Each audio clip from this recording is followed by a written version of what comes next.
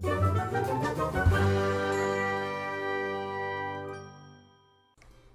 Artcadets, welcome to my channel where learning art is fun.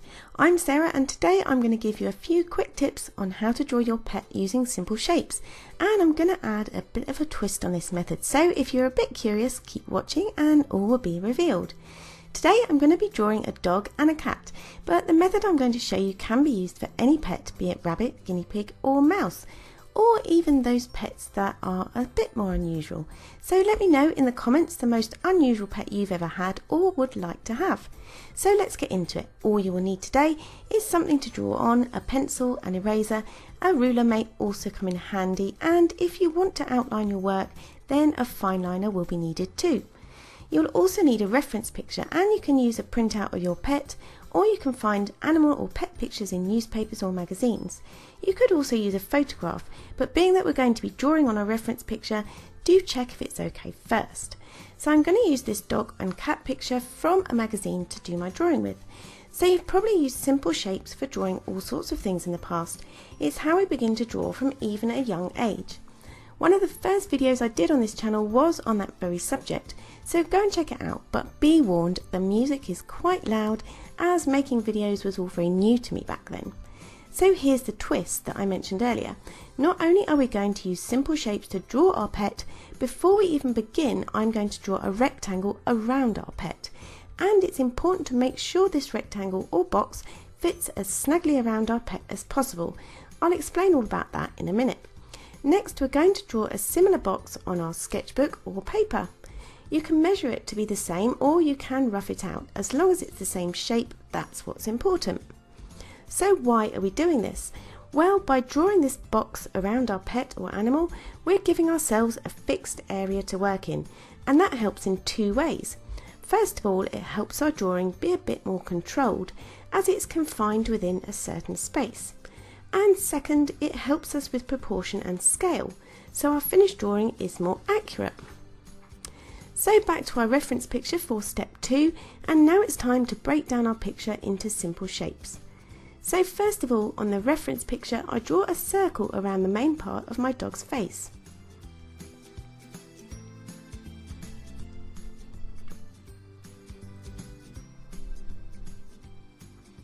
Then a small rectangle for his nose and muzzle area.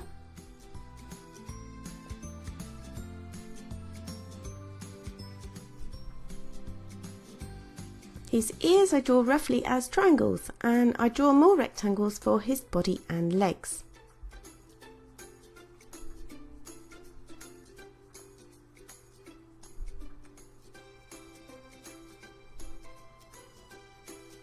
So let's just zoom in so you can see a bit better.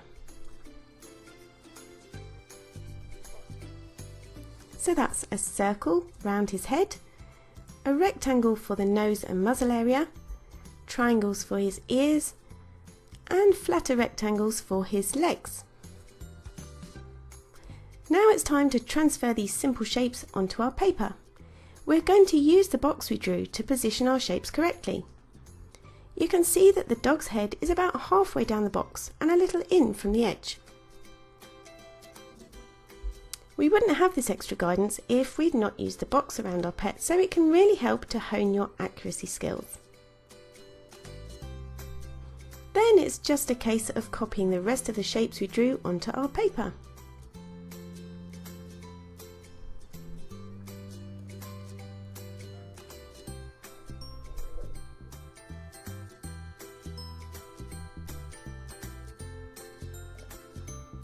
And once the simple shapes are drawn, we can tweak them a bit to make them a bit more realistic before joining up the shapes with smooth lines. We can also add details like the eyes and the nose too, so it's a bit like using a grid without too much measuring, combined with using this simple shape method.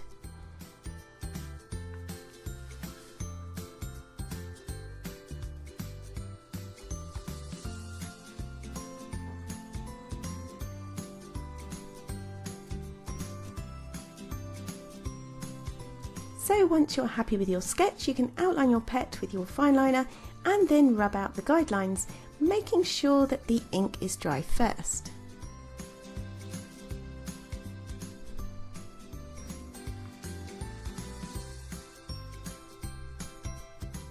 I think you'll agree we've ended up with a pretty good outline sketch of our dog. So for our pet cat, we're going to use exactly the same method, but if you found drawing the dog really easy, try drawing without the box around the outside, see if it makes a difference. Of course you don't have to do this, but I'm all for making things easier, and once you've practiced, or if you're at a higher skill level to start with, you may not need this extra guidance.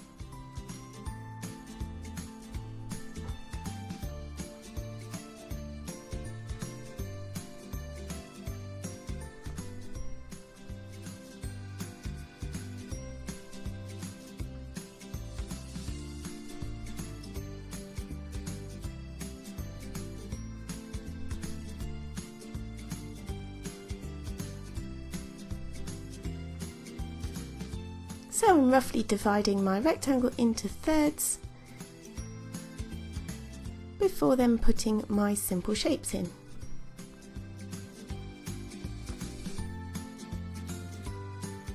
And these don't have to be super neat first time.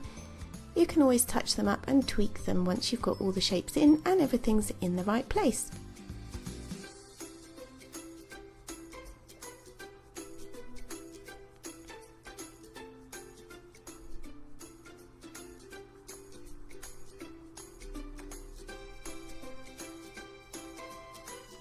So we've got triangles for ears, a circle for the cat's face, and I've just done a cross through the circle for his face to position the eyes, nose and mouth.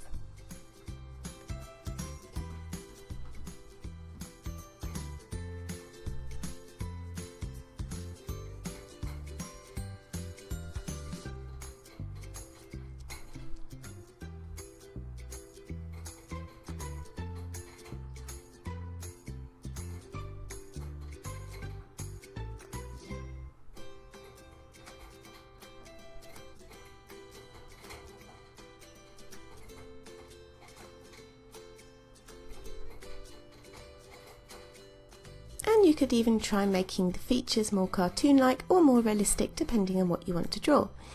But once you've done that, it's time for the outlining process again, and you can see with the cat here, because the fur is more fluffy, I haven't used smooth lines, I've done little zigzag or wavy lines to give the effect of fur.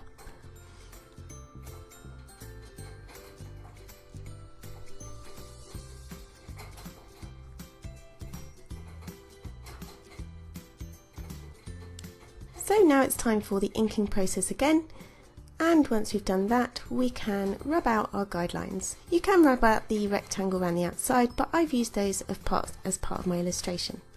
So once we're done with the drawing and inking, it's time to colour your pets in, and you can choose whatever you'd like to use for this bit. I decided to use a splash of watercolour. So I hope you've enjoyed this video and maybe picked up some tricks to use in your own drawings.